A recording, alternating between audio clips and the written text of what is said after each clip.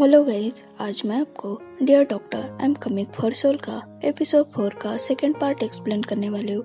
तो बिना देर करे शुरू करते हैं आज के सेकंड पार्ट को। स्टार्टिंग में हमें दिखाया जाता है डॉक्टर प्रकारन अपने मॉम के लिए फ्रूट कट करके लेकर जाता है और कहता है अब आपको ये करने की कोई जरूरत नहीं है। तो उसके मॉम कहते हैं मुझे पता चला तुम्हें नॉमिनेट किया है और तुम नंबर 1 चीफ सर्जन बन जाओगे। तो प्रकारन कहता है आपको ये बात पता चल गई? तो मॉम कहती है हाँ मुझे पता चला। तो प्रकार कहता है इस हॉस्पिटल में कोई सीक्रेट नहीं रह सकता। तो मॉम कहते हैं कोई बात नहीं, वैसे भी ये बात मेरे बेटे की थी तो मुझे तुम पर प्राउड फील होता है, तुम्हारे डैड भी तुम पर प्राउड फील करते होंगे।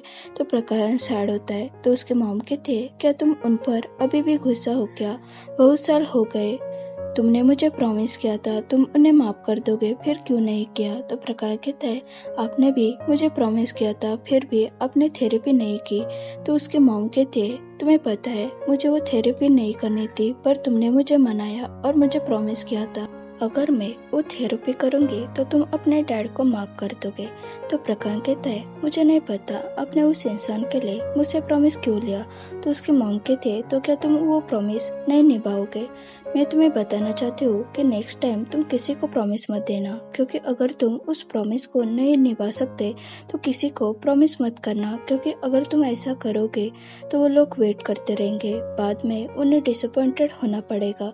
तो प्रकरण सैड होता है। रात को वो अपने घर में अपना वर्क कर रहा होता है तो उसे मॉम की बातें सता रहे होते हैं और पीने का था वो भी याद आता है और उसके दिए हुए हवाई शर्ट को देखता है। नेक्स्ट डे प्रकरण वो हवाई शर्ट पहनकर फी के गेट के पास जाता है और बेल बजाता है। फी उसे ऐसे देखकर खुश होता है। तो प्रकरण कहता है अब तुम ये मत कहना कि मैं प्रॉमिस नहीं निभा सकता, मैंने तुम्हारे लिए इस हवाई शर्ट को पहना है और तुम्हें जहाँ जाना है वहाँ चलो। तो फी कहता है क्या तुम मेरे साथ आने वाले हो क्या? तो फिर हम बीच पर चलते, मुझे बीच पर जाना है। तो प्रकरण शॉक होता है और अपने शर्ट को देखता है, उसे अनकंफर्टेबल फील हो रहा था तो भी हंसने लगता है। तो प्रकार कहता है तुम क्यों हंस रहे हो, मैं इस शर्ट को सिर्फ आज ही पहनने वाला हूँ और जब डे खत्म हो जाएगा तो मैं इस शर्ट को जला दूंगा और तुम्हारे घर के सामने फेंक दूंगा। तो फिर स्माइल करता है। तो प्रकार कहता है जल्दी चेंज करके आ जाओ। तो फिर वहाँ से जाने लगता है और प्रकार को कहता है तुम क्यूट लग रहे हो। बाद में वो दोनों बीच पर जाते हैं। फिर फर्स्ट टाइम बीच पर गया होता है तो वो खुश होता है। तो हमें फ्लैशबैक दिखाते हैं। छोटे प्रकारन ने उसे प्रॉमिस किया होता है मैं तुम्हारे साथ बीच पर जाऊंगा। फ्लैशबैक खत्म होता है। वो इन यादों को याद करके प्रकारन को देखकर स्माइल करता है। बाद में वो दोनों बीच पर चल रहे होते हैं। तो प्रकार कहता है तुम ऐसे खुश हो रहे हो जैसे तुमने पहले कभी बीच नहीं देखा है। तो फिर कहता है हाँ मैंने पहले कभी भी बीच नहीं देखा है। तो प्रकार कहता है सच में? तो फिर कहता है हाँ, किसी ने मुझे कहा था वो मुझे बीच पर लेकर जाएगा पर एंड में हम साथ में नहीं थे। तभी प्रकरण का फोन बजता है। तो प्रकार कहता है क्या तुम बारबेक्यू खाना चाहते हो? तो फी कहता है ये क्या है? तो प्रकार कहता है बारबेक्यू ये प्रकरण की सीक्रेट रेसिपी है और ये मेहता को बहुत पसंद है, हम दोनों पहले हर वीक में उसे खाते थे। तो फी कहता है डॉक्टर मेहता पर तुम दोनों एक साथ नहीं होना। प्रकरण कहता है जब हम मेडिकल स्कूल में गए तब से हम साथ नहीं है और वो बारबेक्यू लाने के लिए चला जाता है। मेहता अपने केबिन में काम कर रहा था तभी एक बुक नीचे गिरती है तो उसमें डॉक्टर प्रकरण और उसका साथ में एक पिग होता है। मेहता उस पिग को देखता है तो हमें फ्लैशबैक दिखाते उसके डैड उसे कह रहे थे प्रकरण इस हॉस्पिटल का ओनर नहीं है, इस हॉस्पिटल का रियल ओनर तुम हो। मैं हार गया इस स्टूपिड डिसीज के वजह से। चंपाई डॉक्टर बनने के लिए इवन क्वालिफाइड भी नहीं था। क्या तुम अपने फादर की हेल्प नहीं करोगे? तुम प्रकरण को बेट करोगे और ये हमारा हॉस्पिटल फिर से हासिल करोगे।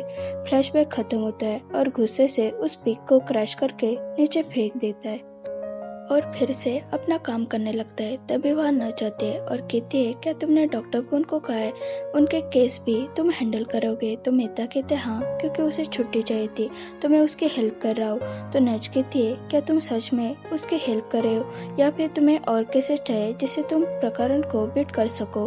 तो मेहता कहता है अगर वैसा है भी तो तुम्हें मुझसे क्या प्रॉब्लम है, अगर मैं जीत गया तो तुम श्योर ट्रबल में आ सकते हो। तो नज कहती है मैं नहीं पर तुम ट्रबल में फंस सकते आते हो इतने सारे केसेस लेकर। और वो डॉक्टर पुन के पेशेंट की फाइल्स लेने लगते हैं। तो मेहता उसे वो फाइल छीनता है तो नच के उंगली में चोट लगती है। मेहता कहता है क्या तुम ठीक हो? तो नच कहते हैं तुम्हें क्या हुआ है?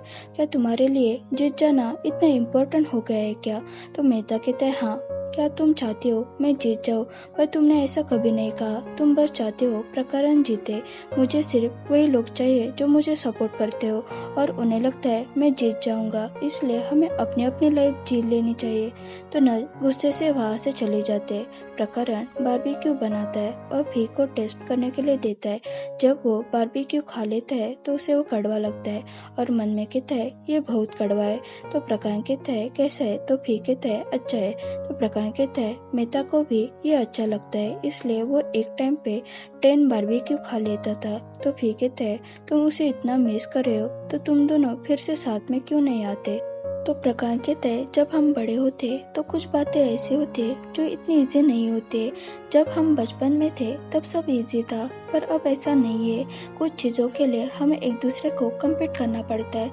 अगर मैं उससे अच्छा बिहेव करूँ तो भी वो वन साइडेड हो जाएगा, क्योंकि वो अब मेरे साथ कभी नहीं आना चाहेगा। और वो सैड हो जाता है और कहता है जाने दो, हम उसकी बातें नहीं करते। खाके स्विमिंग करने के लिए जाते। बाद में प्रकरण उसे खींचकर पानी में लेकर जा रहा था तो भी उसे मना करता है। तो प्रकाश कहता है ट्राई तो करो, तुम्हें अच्छा लगेगा। तो भी वही बैठ जाता है। तो प्रकाश कहता है क्या तुम्हें डर लग रहा है या फिर तुम डूबकर मर गए थे इसलिए तुम ग्रीन रिपर बने? तो भी कहता है नहीं। तो प्रकाश कहता है अगर तुम बीच पर आए हो तो हमें सब करना चाहिए और तुम स्विमिंग नहीं करोगे तो यहाँ आने का कोई फायदा नहीं है। तो भी कहता है पर हम बीच पर आ गए तो मुझे अच्छा फील हो रहा है और वैसे भी तुमने प्रॉमिस से ज्यादा चीजें की है तो उसके लिए थैंक्स। तो प्रकाश कहता है मुझे थैंक्स मत कहो, मैं सिर्फ मेरा प्रॉमिस कंप्लीट कर रहा हूँ। किसी ने मुझे कहा था कुछ मैटर नहीं करता तुम कौन हो, अगर तुम प्रॉमिस नहीं निभा सकते तो किसी को प्रॉमिस नहीं देना चाहिए। पर कुछ प्रॉमिसेस टफ होते हैं अगर तुम उसे पूरा करने के बारे में सोचते हो, लेकिन वो इतने हार्ड होते हैं कि तुम्हें उसे पूरा करने में डिफिकल्टीज आती है। तो भी कहते हैं तुम सिर्फ अपना प्रॉमिस निभाओ।